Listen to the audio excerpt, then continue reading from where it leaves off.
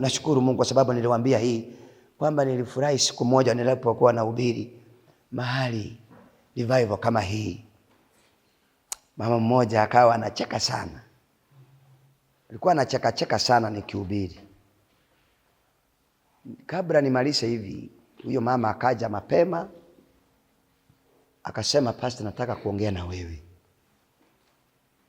Kaniambia, pastor, umeona nikicheka? Nikamuuliza, mimi nafikiria tu ni vile unasikia injili. Akaniambia, hapana. Haya mambo yote unazungumza, mengine unapita juu yangu. Is like kuna mtu alikuja akakueleza kila kitu ndio kuja kwangu. Sasa haya mambo sikuambia hapa. Tafuta mzee, mkuje kwangu, nikueleze tukio kwa nyumba yangu. Utafanya nini? Si utaenda? Kaita mzee wawili, tukaenda.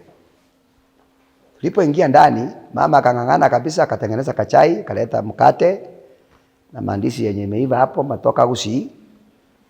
Akatukaribisha kwanza na kinywaji. Tuaka. Wacha aanze kueleza vitu. Nilitamani kutapika chai, nilitamani kutapika ndizi, nikasema Mungu, kama si angesema kwanza kabla tufanye nini? Tule hizi vitu. Lakini nikasema kwa sababu Mungu, Yesu aliahidi akasema ako pamoja nasi, yuko pamoja nasi. Akaniambia, pastor, sasa wacha nikwambie.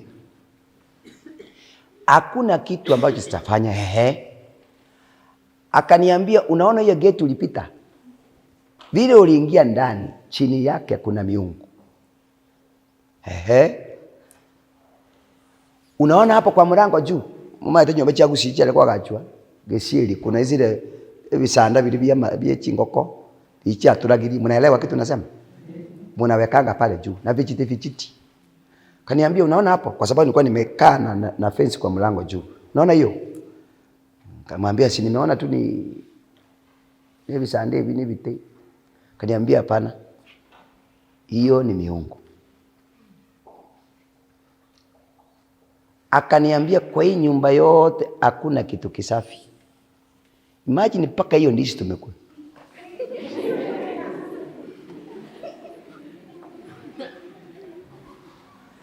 Akaniambia, nilianza wakati mambo na uchawi. Nilipoingia hapa nikazaa mtoto wa kwanza. Yaani niliposhika mimba mtoto wa kwanza ikatoka. Ya pili ikatoka. Ilipofika 4 zinakuanga hivyo. Akaletewa utaalamu na wengine kwamba kuna vile unastahili kufanya ndio upate watoto, na hakupata. Na hiyo uchawi wote na ushirikina yote. Sasa akaniambia, nina daktari na anatoka hapa Ukambani, kuna sehemu inaitwa Kitui. Yeye anapokuja hapa kwangu anapiga simu kwamba ninakuja. Kazi kubwa ambayo amenipea ni kutafuta jogoo mweupe mkubwa. Ngoka igule ngomo gadingo chale ngiakoli jogoo mkubwa.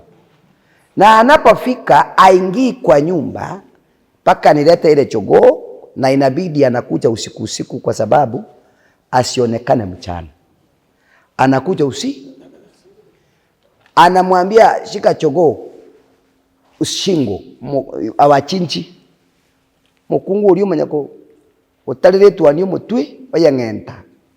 Yule mwanaume anatoa manyoya ya jogoo ikiwa hai kabla haijachinjwa. Hayo manyoya yanajaa pesheni. Alafu anamwambia, tafuta kisu sasa baada ya kutoa manyoya yote. Kata. Anamwambia, nipikie, usionje hata supu. Dawa haitafanya kazi. Alafu anarudi usiku wote anamchomea yale manyoya. Sasa mchawi ndiye anachomea mama manyoya. Omotengeneze robo saro. Yeye ndiye atakuwa analamba asubuhi, analamba jioni manyoya, na jamaa amekula jogoo. Get the point. Take a step forward. Let us read from the book of Genesis chapter 1 verse 27. Mungu aliumba mwanadamu kwa mfano wake. Biblia inasema nini? Mwanzo 1:27. Inasema Mungu akaumba mtu kwa mfano wake. Kwa mfano wake Mungu alimuumba mwanaume na mwanamke. Kwa hivyo Mungu alipoumba vitu vyote members, aliumba mtu kwa mfano wake. Mbuyamule mnomra igatunga to montazo mubwekano akatunga mosaja na aliwaumba mtu mume na mtu mke. Ni kumaanisha Mungu aliumba kitu kitakatifu vile alivyo. Moja ndiye Musa leka. Aliumba kitu kitakatifu vile alivyo. Yeye hakuumba kitu kibaya. Aliumba mwanadamu ambaye ni mtakatifu. Kwa hivyo lazima kwamba wale ambao wameitwa we are called to reflect the likeness of Jesus. Ukiwa Mkristo umeitwa ili uweze kuonyesha vile Mungu alivyo, vile Yesu alivyo, ili watu wamuone Yesu kutoka ndani yako. Wanapomuona wamuone kutoka ndani yako. Members, nataka tuweze kuangalia mambo hapa kidogo. Sikia. Kuna siku Moses alienda mlimani. Hello. Kuna siku Musa alienda wapi? Akamwambia Mungu,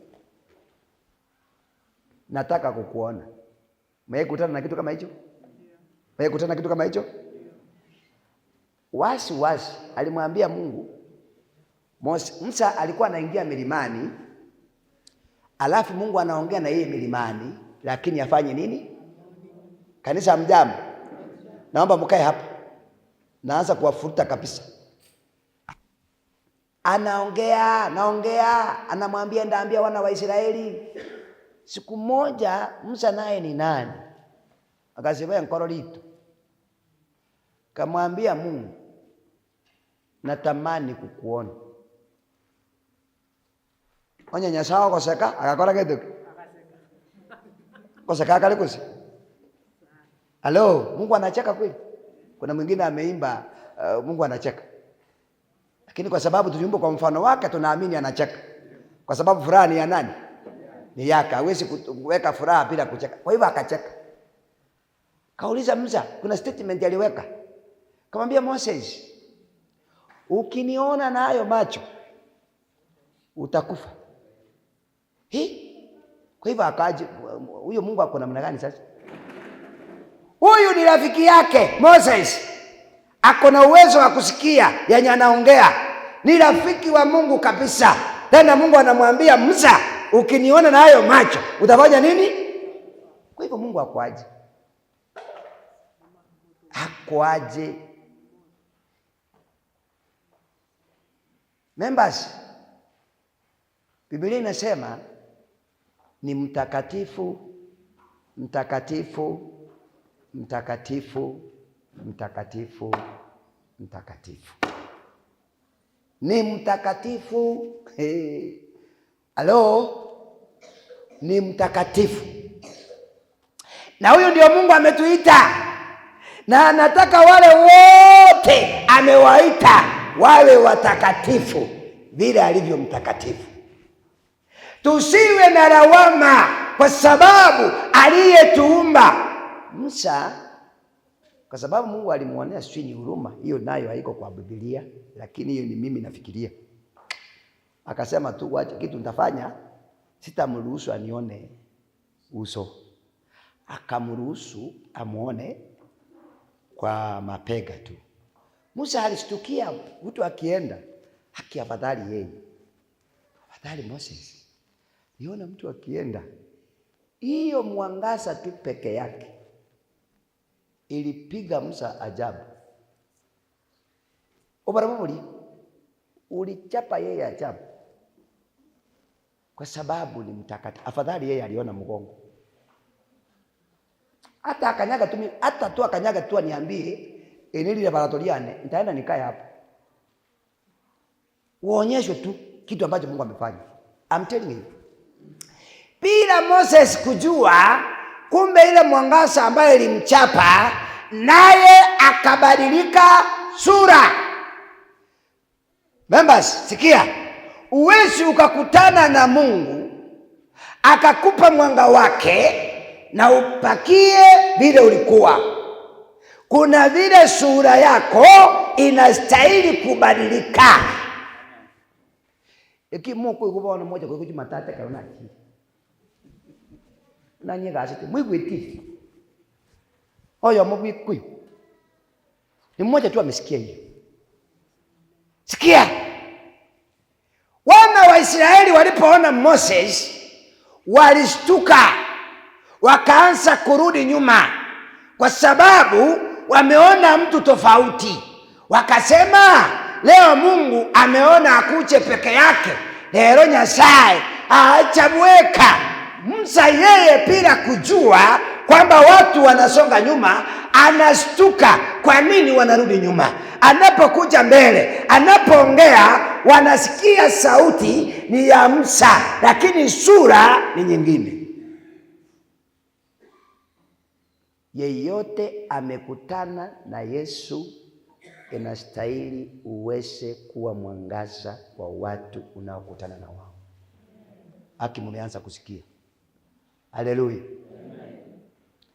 Yeyote amekutana na Yesu, unapotembea ukienda kwa watu wanaona badiliko. Wewe kuja hii kanisani siku zote na unapoenda unakuwa giza zaidi kuliko vile ulikuja. Yeyote ameingia kanisani, unapoenda kwa watu waone mwangaza. Mungu akasema na tumuumbe mtu kwa mfano. Hakuna kitu kizuri kama kuumbwa kufanana na Mungu. Halo? Hakuna kitu kizuri kama kuumbwa kufanana na Mungu. Mimi namshukuru Mungu kwa sababu alinionelea ni vizuri asiniweke kama wanyama wengine, akaniumba kama mfano wake. Hakuna kitu kizuri mzee ninapoambiwa watu ulichisaa ndiange keru ukapijana lirekwa. Hakuna kitu kizuri ni sae mtoto mtu ukuje kwa mama yangu na useme huyu kijana anafanana baba yake. Wazee unasikiaje? Unasikiaje leo? Mtu anapokuambia huyu mtoto anafanana baba yake. Watoto hawa wanafanana baba yake. Masikio, mapua, mdomo, baba yake. Akini ranji kunya kunurabusa. Because watoto wako wanafanya nini? Mami, hebu nikuulize. Mama niwaulize. Mtu akuje kwa mama yenu, mko hapa na watoto, alafu aanze kuongea, abana banga kibabu ate metu ni ya zitabuli. Ya watoto mbona wako na sura? Hii sura si ya hapa. Mami unasikiaje? Hata uji utampea? Mbona hizi sura asifanani za hapa?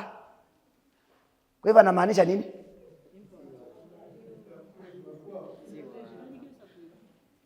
Utapenda huyo mtu? Utampenda kwa sababu amekuondoa mahali ulikuwa unastahili kukaa. No incho monta chibuona tebe nga mwana bana mbabuika ina siro liko ngire Nyerere. Utaanza kuleta vitu vingine hatukuwa tunataka kufikiria, mambo na DNA. Utaanza kufikiria kama watu wamekataa si wangu, basi si niende DNA. Umeanza kuleta gharama. Lakini unaposema hii mtoto ako na mabua kama ya baba yake, hata kama wewe ni mama, ukiambiwa huyu mtu anachesa, wao wasichana wanafanana mama yake. Bangana bana tutopa kolele chibusi moko ba moyo. Kwa tebunga banda bango babwika ini. Hakuna kitu kizuri unapojisikia kwamba hapo ulipo, hapo ndipo ulistahili kuwa. Haleluya. Ng'awa suri, owa stahili kobera. Hakuna kitu kizuri. Kuna jina mbaya Wakisii wako nayo. Itandira bakusimu bwate libe.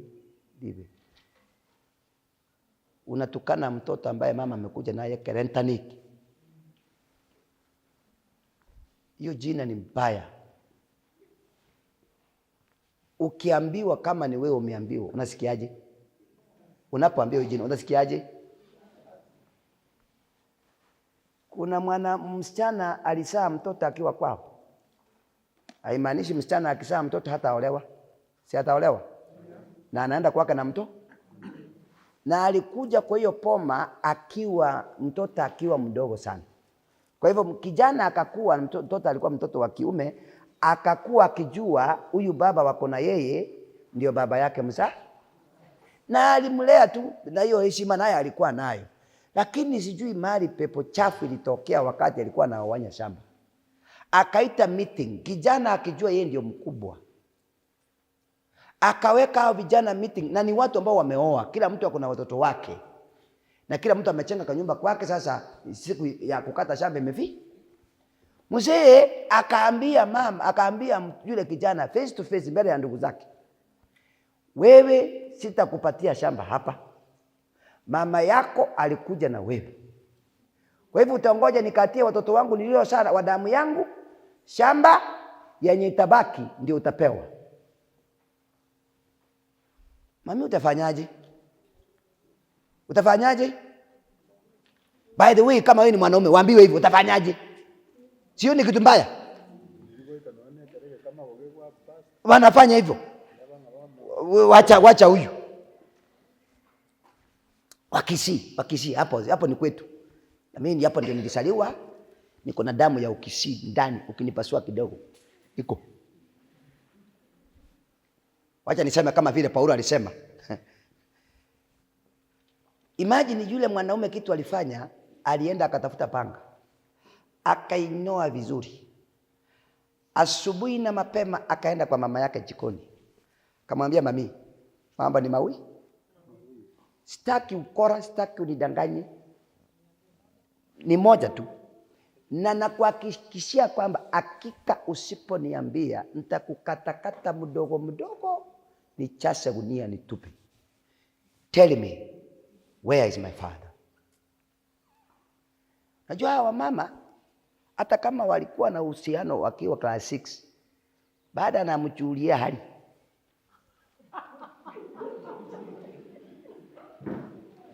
Usicheze.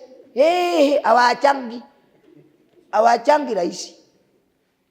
Hata kama walikuwa class 7, wanauliza wakipatana na mtu fulani wanachuana.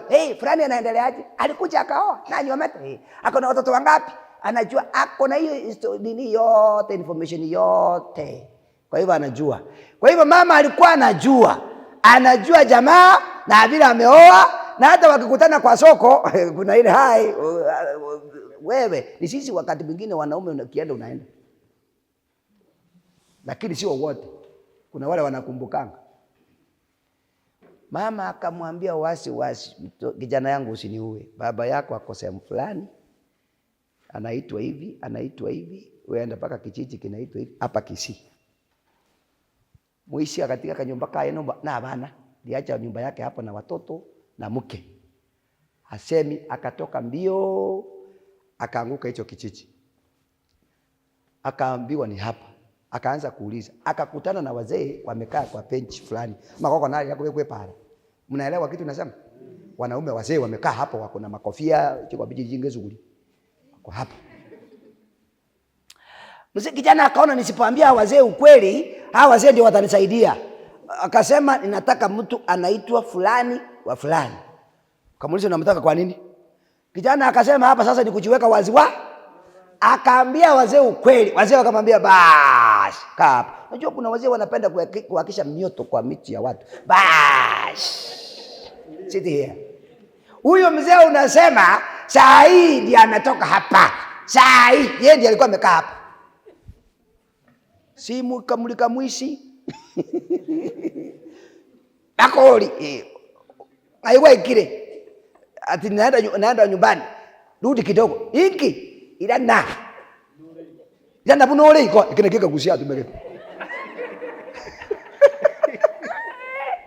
Mzee akaona waje nifanye nini?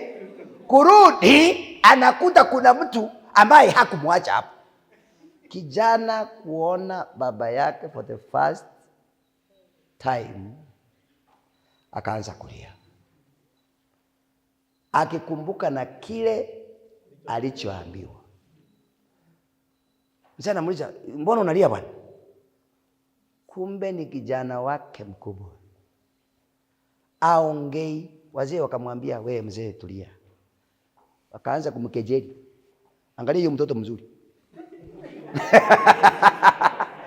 Digere ndio mwana yubiya. Umeiona hiyo mtoto? Mzee anajaribu kusema hapana. Digere ndio mwana ichimyoro. Kwa sababu na ni kweli kijana alikuwa amefanana baba yake mzazi. Kijana alipoona baba yake akainama akamshika mkono akamwambia, dadi, niambie unaitwa na mtu dadi ambaye hujui. Kamuuliza dadi nini? Akamwambia, dadi, I'm your son. Na moko ranga nebi ntokite mnaona kama ni Nigeria hizi, lakini iko in Kenya, in Kisii. Hello? Iko. Kamwambia, do you remember? Unakumbuka msichana wakati huo alikuwa anaitwa fulani kwa ilikuwa msee kusikia hivyo Elio ikainuka sasa. Na alijua walisana huyo msichana. Kamwambia, yule mtoto mlie saa ni mimi. Msee akataka kujamu kidogo, alafu nini mbaya? Nini? Akamwambia, dadi tulia. Chenye niliambiwa sitaki kukisikia maishani mwangu. Mzee akataka kujamu kidogo, wazee wengine wakamwambia, mzee tulia. Sasa mtoto hawezi akafukuzwa kutoka huko na ufika hapa na uanze kufukuza. Sasa huyu kijana ni wetu 100%. Sit down, relax. Sasa mzee akaanza kumwaga mate, nitaenda kuambia mke nini? Najua mama naye, mama kuna mama wengine na watoto wamekuwa wakubwa na shamba amewapatia watoto wake. Sasa sina. Ukamwambia mzee tulia. Tukupange, tuende kwa chief. Hiyo ripoti ifike huko, chief awe ameelewa, ako na ujumbe. Hello? Si mambo ikaanza. Wale waliposikia wa nyumbani wakasema hakuna, mapanga ikainuka juu. Hakuna. Mzee akaletwa mbio kwa sababu wacha kudanganya, ulikuwa na mipango ya kando. Mzee sasa hata mahali pa kukaa hana. Mzee anakimbishwa na mama anamwambia enda na sasa mzee paka anaenda kuishi kwa relatives. Mambo imekuwa mbaya. Chifu alipoingilia kati, chifu anafukuzwa, wakaleta paka Dia akasema, kwanza sikia, wazee enda mkae muongee, sio hivyo ndio wanasema, mniletee ripoti. Chifu akasema, songa kidogo, huyu naye kwa sababu ni wa hapa apate mahali pa kuishi. Enda mkae muelewane, msonga musukani tumwatire mumuroyo na yeye apate. Wakakasema si hapa. Chifu akaita wazee wake wa kijiji akamwambia, kwanza tunafanya ujinga. Kulingana na mila na desturi ya Wakisii, nturi gwatira baisia turatira bangina. Tunapasulia shamba akina mama. Waacha mambo na vijana, hii ni ujinga tunafanya kwanza. Vijana kushtuka, chifu ndio huyu na wazee, serikali yote, shamba ikakatwa katikati kutoka juu paka kwa maji. Tangazo likawekwa, mumepewa wiki 2 chochote. Hapa kwetu mama mkubwa, mke mkubwa anakaa mkono wa kushoto, wa kulia, hapo ndiye anakaa. Chifu akasema chochote kinachopatikana hapa umepewa wiki 2. Kama hautatoa, ukikiguza utajua ujui.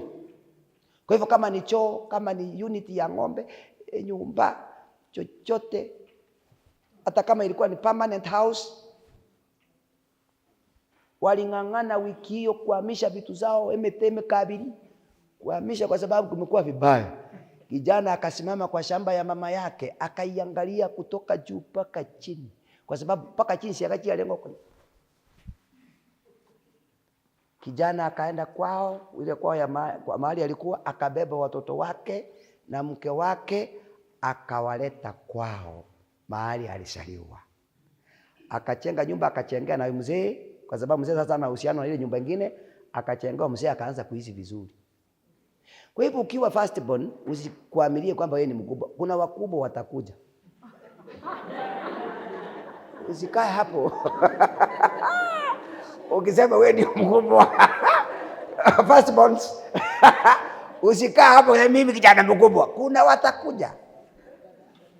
Mami, usikae ukisema mimi najua mzee wangu hana shida, tangu tuoane hajafanya kitu. Au kuwa primary na secondary watakuja. Anda. Kijana akaingia kwao, naye akajisikia vizuri. Hakuna kitu kizuri kama kukaa kwa baba yako.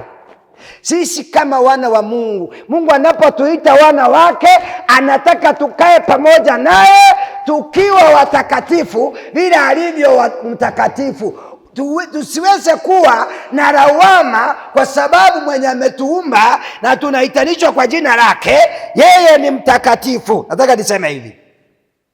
Mungu alipomweka Adamu na mke wake Hawa kule Edeni, walikuwa viumbe vizuri. Waliitwa caretakers, wenye ambao Mungu baada ya kufanya uumbaji wake wote akamweka binadamu aweze kuwa caretaker. Means mtu anapokuwa na supermarket kubwa alafu anakuita anakuambia nimekuajiri uweze kuwa manager, means ana imani na wewe. Halo? Amekuwekelea mahali paku. Mungu baada ya kufanya uumbaji wake wa siku 6 alileta juu yake, akamwambia sasa vitawale hivi vyote. Kwa hivyo Mungu alimwekelea mwanadamu wapi? Alimpa kiwango cha juu. Ni wewe unajidunisha kama binadamu. Kuna mahali ambapo Mungu alituweka. Mungu akatuweka mahali ambapo hakika tunastahili kufanya vitu vikubwa. By the way, hiyo nitakuja kusoma baadaye, ni lesoni ya baadaye ya self reliance, ni siku nyingine pastor akiniita. Lakini kwa sasa waje niseme hii. Ukiajiri mtu kwa poma, akolendele chingoko, onyora magena agwateka, unauliza nani? Unauliza kuku ama mwenye umeajiri? Ni yeye anaweka mayai ama ni kuku? Ngoko beka magana nere gosene ngoko. Lakini wakati mayai imebasuka, nani anaulizwa? Ukiwa kwa supermarket, vitu vianza kufunjika kwa supermarket, nani anaulizwa? Igobono ningo Nyasaye ente komoria akarense sare geteiga, nani anastahili kuulizwa? Ni binadamu ambao Mungu aliweka upo ndani. Dunia inapoharibika, Bwanadamu wewe ndio unaulizwa. Sasa ule utakatifu ambao Mungu aliweka ndani yetu ulitoweka wakati Adamu walipotenda dhambi na mke wake. Dhambi ilifanya kitu mbaya. Iliondoa mwanadamu mahali alistahili kukaa. Tugatuke bisarara ime. Dhambi ilifanya kitu mbaya. Tugatuke bisarara gati. Tena neema ya Mungu akamfuata mwanadamu aende kumlecheza tena, aweze kumweka mahali ambapo alistahili kuwa.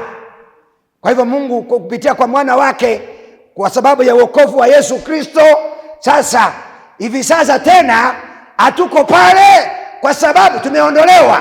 Ni wewe umetaamua kukaa pale. Na yura tigare imalia. Yesu amepanga kutuondoa katika visarara.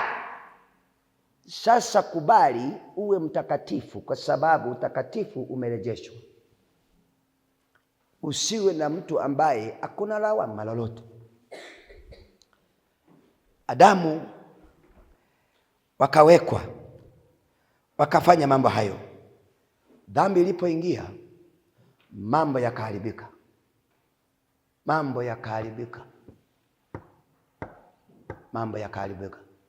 Adamu na mke wake ikawa sasa ni sumu.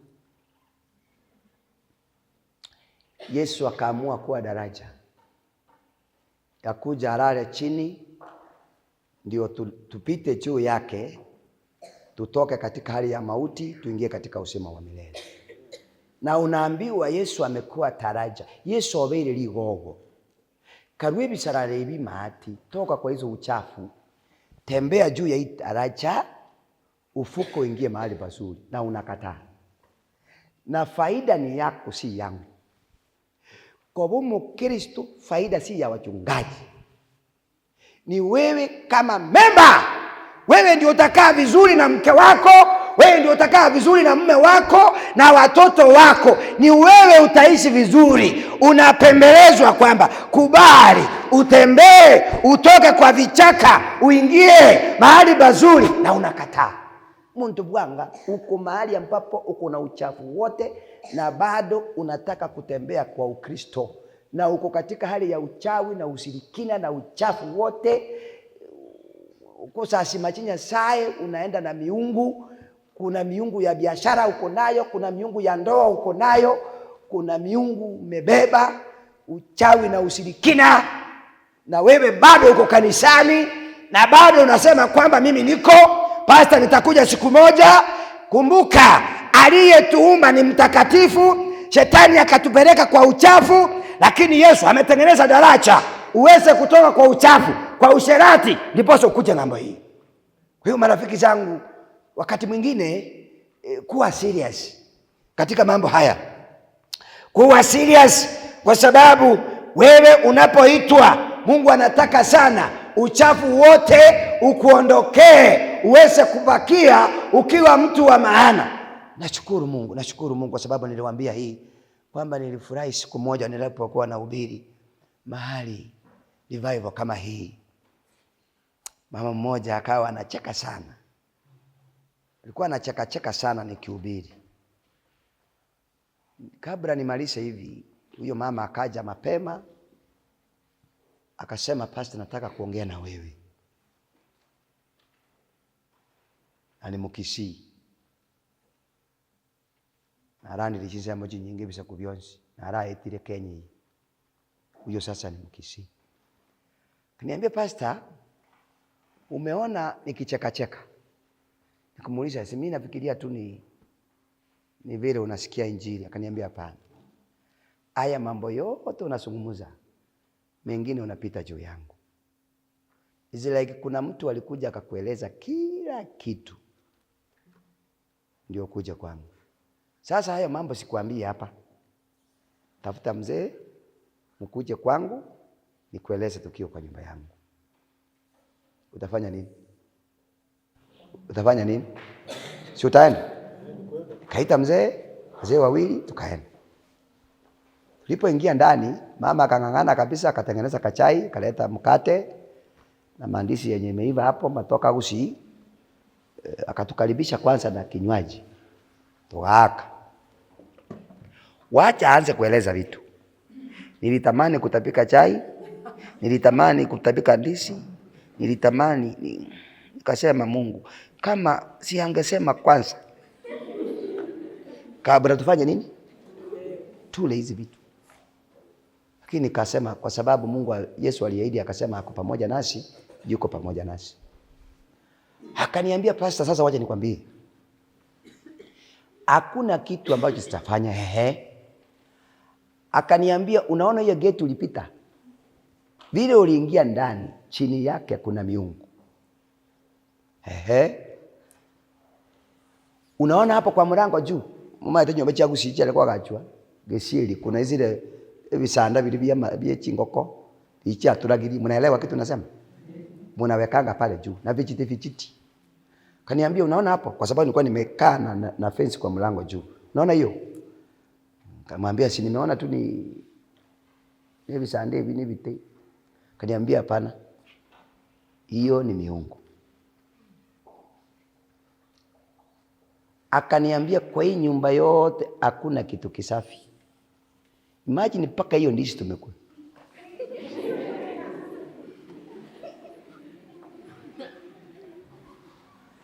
Akaniambia, nilianza wakati mambo na uchawi nilipoingia hapa nikazaa mtoto wa kwanza, yani niliposhika mimba mtoto wa kwanza ikatoka, ya pili ikatoka, ilipofika 4 zinakuanga hivyo.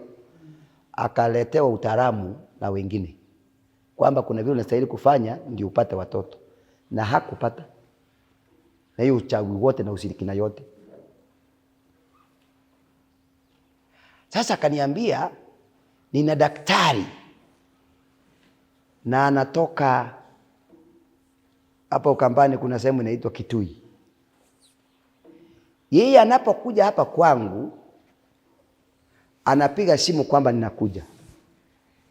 Kazi kubwa ambayo amenipea ni kutafuta jogoo mweupe mkubwa. Goka igule ngomo gadingo chale ngiakoli jogoo mkubwa. Na anapofika aingii kwa nyumba mpaka nilete ile jogoo, na inabidi anakuja usiku kwa sababu asionekane mchana. Anakuja usiku. Anamwambia shika jogoo ushingo awachinchi mukungu uri umanyako utaliletwa ni mutwi bayangenta. Yule mwanaume anatoa manyoya ya jogoo ikiwa hai kabla haijachinjwa. Hayo manyoya yanajaa pesheni. Alafu anamwambia tafuta kisu sasa, baada ya kutoa manyoya yote kata. Anamwambia nipikie, usionje hata supu, dawa haitafanya kazi. Alafu anarudi usiku wote anamchomea yale manyoya. Sasa mchawi ndiye anachomea mama manyoya. Omotengeneze robo saro. Yeye ndiye atakuwa analamba asubuhi, analamba jioni manyoya, na jamaa amekula jogoo yote.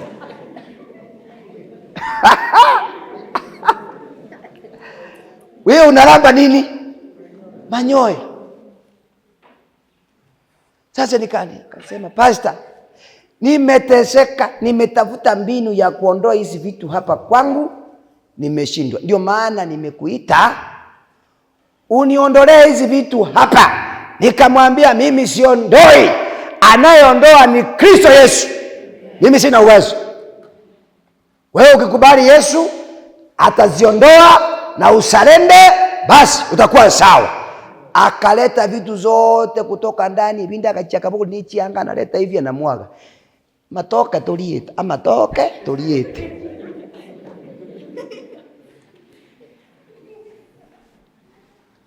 Tulichoma, tulienda hapa tu nje kidogo hivi tukachoma hizo vitu zote. Akaniambia sasa pastor, tukaenda kwa gate tukachimba, tukatoa hiyo uchafu, tukatoa. Hiyo tulitoa. Hizo vitu zinakuanga. Tunaelewana? Hizo vitu zinakuanga. Kuna watu wanaanza kuwa na imani ndogo ndogo, wanaanza kudharau Mungu ambaye alituumba kwa mfano wake. Unajisahau, unaanza kutafuta mbinu zingine, unatoka katika barabara ya imani. Na usishangae kuna members ni nyole mashini yuko bacheke buya tinko boruamo. Hata kama mko hapa kanisani nipewe mashini ya kuwapima, hata vile naongea unasikia ni wewe, ninaambia ni wewe. Kuna uchawi uko nayo, ni wewe. Na usipoachana nayo kabla nitoke hapa utajua ujui. Mungu anasema hatafanya kitu kwa watu wake kabla hajawajulisha. Na kama amekujulisha achana nayo sasa. Na usipoachana nitakuombea. Bigonchokere bibechingiti bikonke paku. Achana nayo katika jina la Yesu.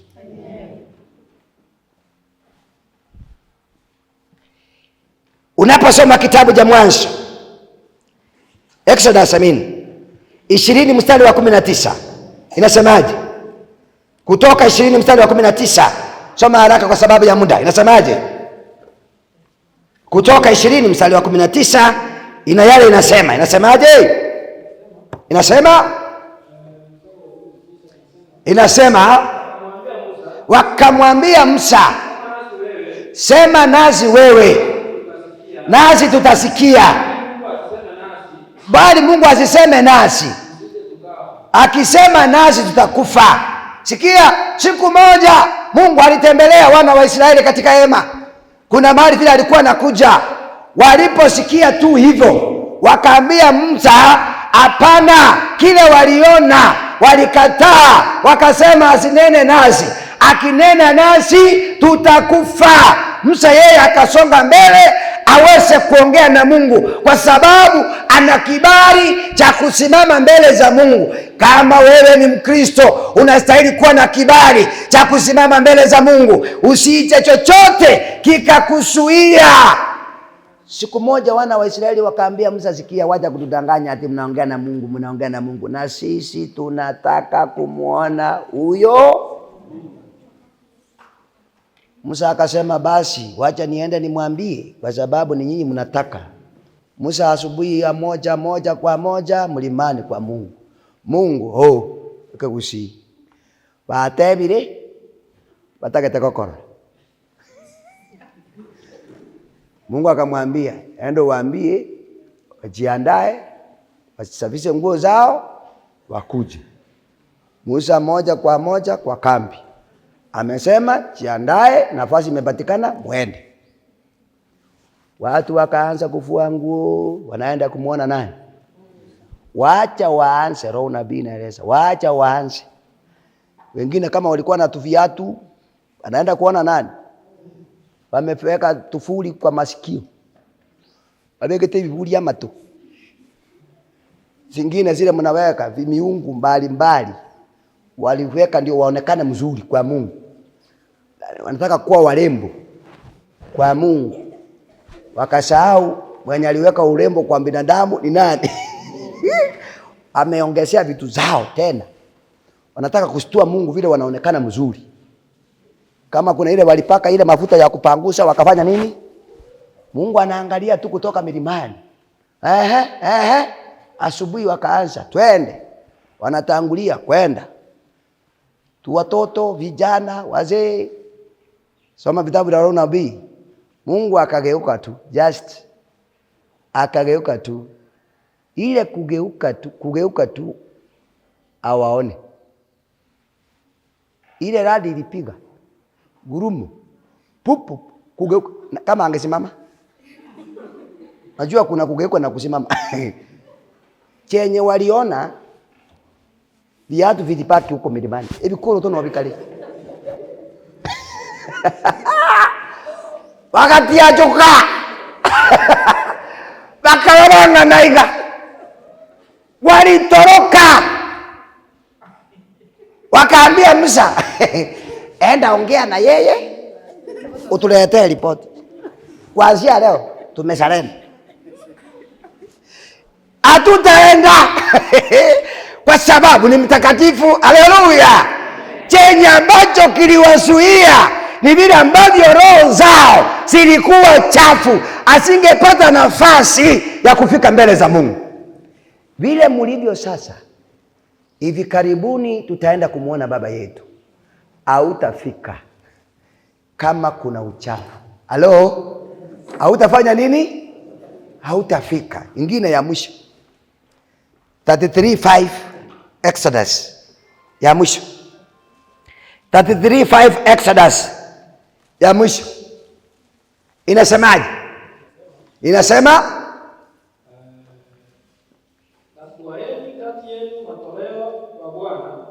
rudia.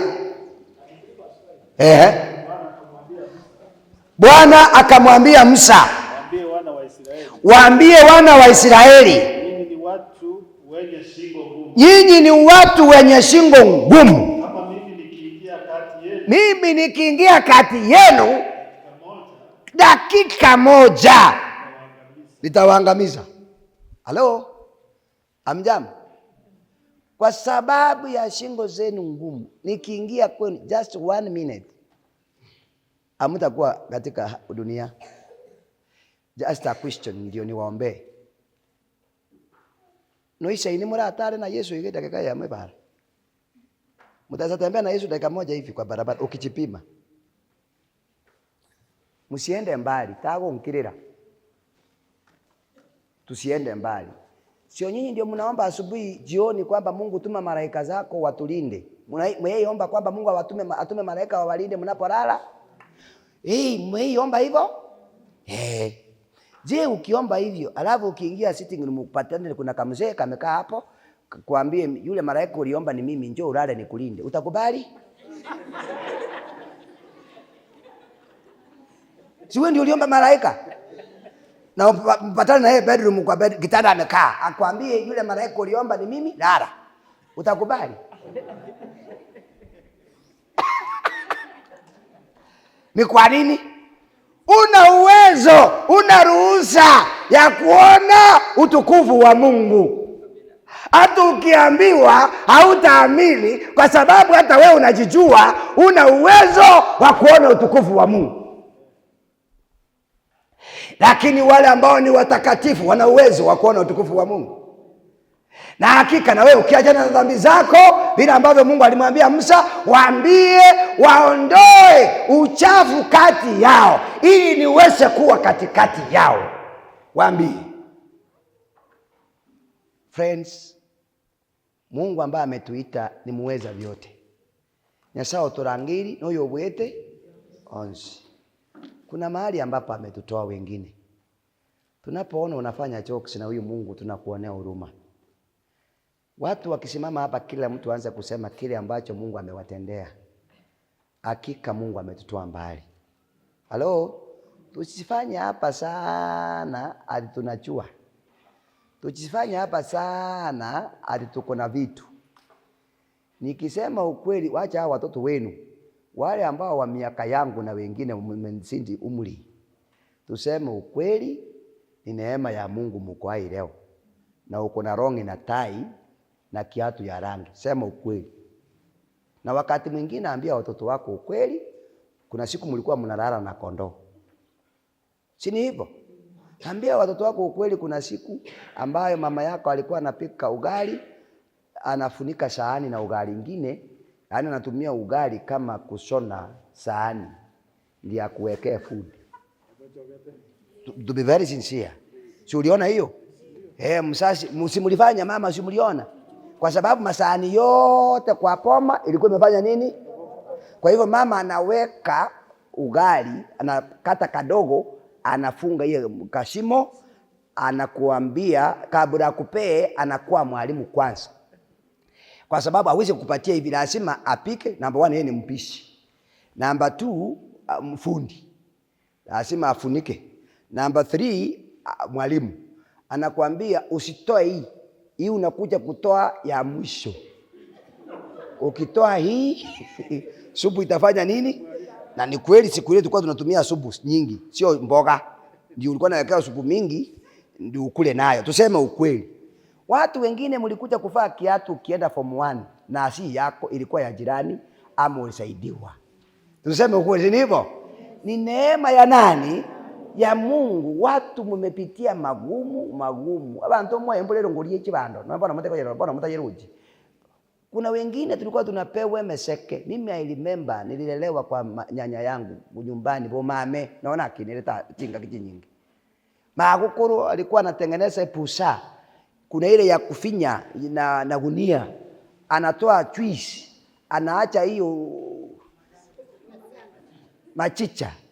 Ndio nilikuwa nawekewa sahani nikule kama lunch. Wono kundi klasi mimi naona walimu watatu. Lakini bado na mimi ni mwanafunzi. Haleluya. Wewe. Ni neema ya nani? Ya Mungu. Mungu anatoa watu mbali. Kwa hivyo wacha kujisumbua. Ukiona Mungu amekubariki, wacha kupimia Mungu hewa. Namalizia hapa. Mungu akikubariki, wacha kuharibu pesa kununua vitu ambavyo sio za faida. Kanisa, narudia. Ukiona mtu anapaka rangi mdomo, that means akona pesa nyingi. Kwa sababu kama una pesa ya kununua sabuni, hautawacha kununua sabuni, waenda kununua rangi. That means Mungu amekubariki pesa paka zingine hazina kazi. Unasitafutia kazi ya kununua rangi ya kupaka mwili. Kwa hivyo chenye Mungu anastahili kufanya ni kuondoa hizo pesa kwako, apatie wengine. Akupe zile ambazo zimetosha. Ukianza kuleta madoido mwingine katika Ukristo, that means umebarikiwa sana. Unalala paka utaki kuja Sabbath school kwa sababu kuna duvet, ubate duvet. Nilikuwa marangiti tu akasidikira kachancha watu 7. Mnajifunika mwenye anatoka kwa usingizi ndiye anaenda nayo. Onya achiara chile. Sasa sahi kuna blanketi paka ya wage. Ndio maana unalala hata Sabbath school unakuja saa 5. Mungu atafute mbinu hizo blanketi na vitanda siondoke. Ndio amke mapema ukuje kanisani mapema. Halo? Kwani kuna nini? Kuna dhambi? Kama ni chakula mingi uko nayo, aiondoe. Biblia inasema nitaweka mapawa hizo mali, nitaziwekea mapawa biruruke. Kwa hiyo ndio mtambue kwamba yeye ndio Mungu. Nina baisi bali kiru kutupimere mbeo babu tute. Sio we nchi huko tuchandelanga kwa sababu pesa zimeanza kuingia, unaanza kuwekea Mungu ngeki mipaka. Unaanza kuwekea Mungu mipaka kwa sababu watoto wamebarikiwa, wewe umebarikiwa. Mungu naye usicheze na yeye. Waisraeli walipomwacha na yeye alifanya nini? Na Mungu akiondoa, hiyo nitakuja kukuambia Sabato, mkono wake kwa maisha yako hautatoboa. Nguvu zote na uhai na pumzi na mali ni Mungu amekupea. Kaa na utakatifu ule ambao Mungu anataka ukae na wao. Haleluya. Enda jichunguse mwenyewe, ujue kuna mahali ambapo uendangi sawa kulingana na Mungu. Na hakika ukianza safari, ukiomba msamaha, yeye ni mwaminifu, atakusamehe. Na utaanza safari. Kuna wamama hapa mumetoa wasichana mimba. Nande na ubu umetiganisa nari unya. Baisiki kwa bichu ilia marito na unakai kanisa.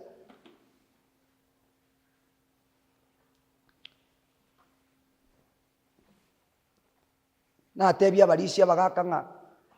Biblia inasema Yesu atakaporudi waliokufa watafufuka wakubwa na wadogo. Niliambia wazee kwamba siku ile mnasikia tarumbete melia, toka kwa mlango haraka. Orore mune bichokoro bikuboka kuruchi ngende ime. Bia ale kutinde kuotai. Hata kama mliweka kwa choo vitatoka. Biko soka bichokoro bikuche bingi.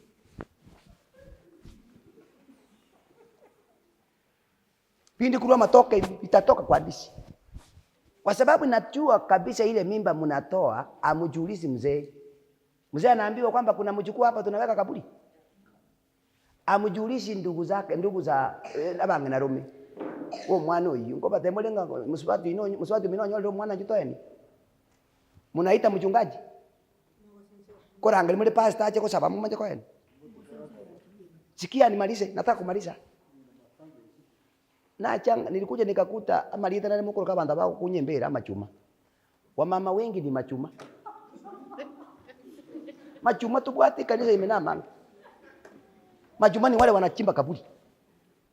Hii mnatoanga mimba ya wasichana, mnaita yale machuma yanakuja kuchimba. Ama machuma limoko na mora angalia yale membera mobeko huyo. Sini wewe peke yako unachimba. Emberi bantu bako sangera bantu 30 the whole day. Wewe unachimba peke yako.